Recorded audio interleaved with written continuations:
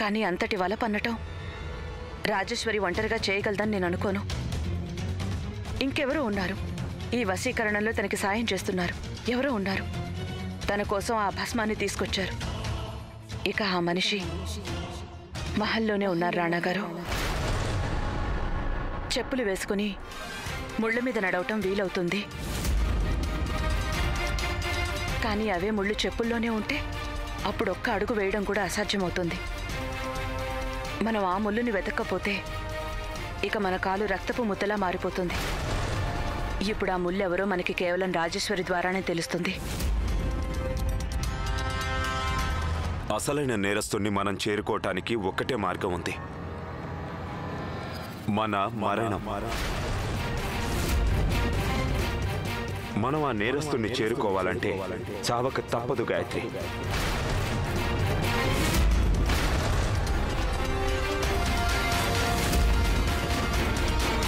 రేపు మేము రాజేశ్వరితో పాటు కలిసి షికారుకు వెళ్తాం. అనుకోకుండా వచ్చినట్టు మీరు అక్కడికి వస్తారు. మీ మోసగాడైన భర్తను చూసి మిమ్మల్ని మీరు అదుపు చేసుకోలేక వెంటనే తుపాకీతో మమ్మల్ని కాల్చేస్తారు. లేదు రాణాగారు, నేను అలా ఊహించినైనా ఊహించుకోలేను. మీరేం ఆలోచించకండి, చెయ్యండి. ఈ పని మీరు చేయగలరు గాయత్రి. తూటా తగిలి మేము లోయలోకి పడిపోతాం. మీరు నన్ను కాల్చారన్న బాధ తట్టుకోలేక మిమ్మల్ని మీరు కూడా కాల్చుకుంటారు. కానీ ఆ తూట మన ఇద్దరి మరణం. రెండు మన పథకమే. రాణాగారు, ఏంటి మీరు చెప్పేది? మీరు అక్కడి నుంచి పడిపోతే మేము అక్కడి నుండి కింద పడితే మమ్మల్ని రక్షించేందుకు మంగళ్ సింగ్ అక్కడే ఉంటాడు. గాయత్రి మీకు కానీ మాకు కానీ ఏమీ కాదు. కానీ ఈ విషయం కేవలం మాకు మీకు మాత్రమే తెలుసు, రాజేశ్వరికి తెలీదు. రాజేశ్వరి మనిద్దరం నిజంగానే చనిపోయామనే అనుకుంటుంది. కానీ దీనివల్ల మనం ఏం సాధిస్తాం రాణాగారు? ఒక తెలివైన ఆటగాడు తన ముక్కలు చూపాలంటే తను ఆ ఆటలో గెలిచానన్న నమ్మకం అతనికి కలగాల్సిందే. మనం మరణించామని నిర్ధారించుకున్నాకే రాజేశ్వరికి సాయం చేస్తూ ఇంతకాలం చీకట్లో దాక్కున్న ఆ అజ్ఞాత వ్యక్తి బయటికి వస్తాడు. రాణాగారు, తూటాలు నకిలీవై ఉండొచ్చు, కానీ తుపాకీ అసలైందై ఉంటుందిగా. తుపాకీ పేల్చడం మాట అటు ఉంచండి, కనీసం పట్టుకోవడం కూడా రాదు. గాయత్రి, నేను ఇదంతా చెయ్యలేను. గాయత్రి, మీరు చేయగలరు, మేం మీకు నేర్పిస్తాం. రాణాగారు,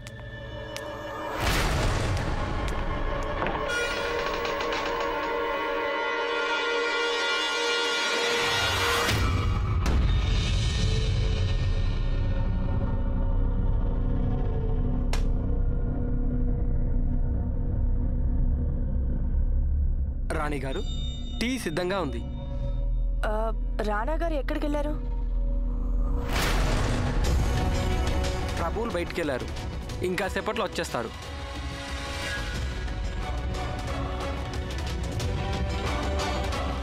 పదండి.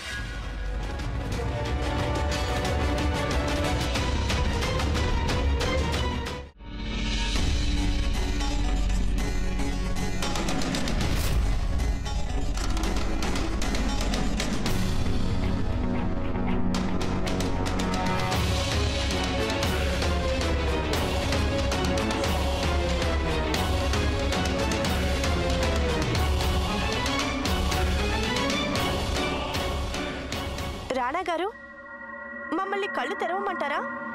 ఎక్కడికి తీసుకెళ్తున్నారు మీరు? కాస్త చెప్పొచ్చుగా.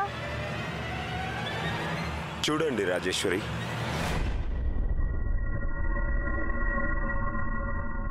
దీన్ని గిరిరాజ శిఖరం అంటారు. ఇక్కడ ఎవరైనా తాము ప్రేమించే వారి పేరు గొంతెత్తి పిలిస్తే ఆ పేరు 7 సార్లు ప్రతిధ్వనిస్తే వారు 7 జన్మల దాకా విడిపోరట.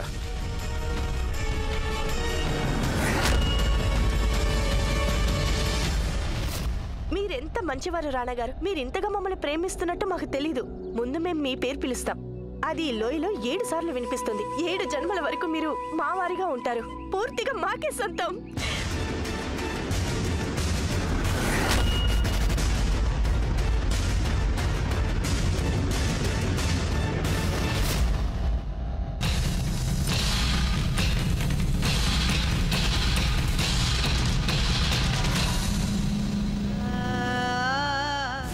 అజ్ఞాత శత్రువు ఎవరో తెలుసుకోవాలి అనుకుంటే మనం ఈ ప్రమాదకరమైన ఆట ఆడి తీరాల్సిందే.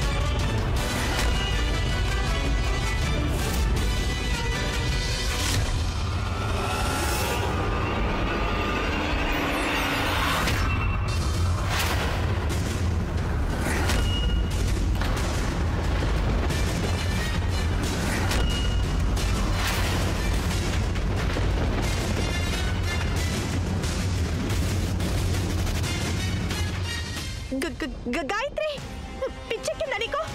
ముందు ఆ తుపాకీ కింద పారే. ఇప్పుడు ఇవన్నీ చేస్తే లాభం లేదు. నువ్వు పూర్తిగా ఓడిపోయావు. రానా గారు ఇకపై నీ వారు కాదు. ఎటో నా వారు కాలేకపోయారు, వారిని నీకు కూడా దక్కనివ్వను. నేను రాణా గారిని నీకు దూరం చేయలేకపోయాను, కానీ నిన్ను శాశ్వతంగా వారికి దూరం చేసేస్తాను.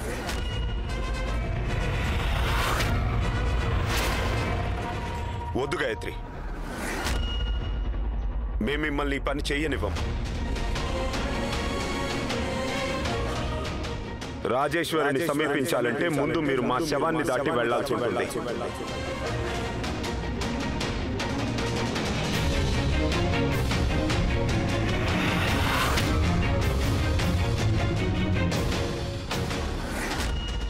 ఏమైంది గాయత్రి? మీ మాంగళ్య బలం ఇంతేనా? తన మాంగళ్యాన్ని మరొకరు దోచుకుంటున్నారని తెలిసి కూడా మౌనం వహిస్తే వారు ధరించేది సింధూరం కాదు, కేవలం ఎర్ర రంగు అనిపించుకుంటుంది. గాయత్రి, ఇంతేనా మీ ప్రేమ? గాయత్రి నిజమైన ప్రేమని ఓ ఉన్మాదం అని వర్ణిస్తారు, అందులో ఆవేశం ఉంటుంది. గాయత్రి, మీ ప్రేమ ఎంతటిదో మేము చూసాం. ఇప్పుడు మీలోని ఉన్మాదాన్ని చూడాలనుంది. కాల్చండి గాయత్రి. మీకే చెప్తున్నది, కాల్చండి.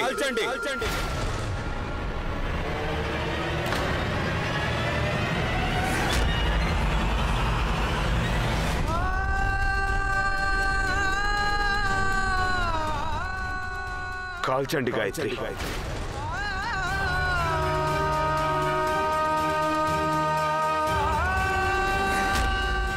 రాణా గారు, తుపాకీని పేలుస్తానని మీకు మాట ఇచ్చాను, కానీ మీకు గురి పెట్టగానే నా చేతులు ఎందుకు ఇలా వణుకుతున్నాయి? రాణా గారు, నేను ఈ పని చేయలేను. మన ఇద్దరి భవిష్యత్తు కోసం ఇది తప్పనిసరి గాయత్రి. తుపాకీ పేల్చండి. రాణా గారు, మిమ్మల్ని కాల్చడం కంటే నేను చావటమే సులభం. తుపాకీ పేల్చండి గాయత్రి.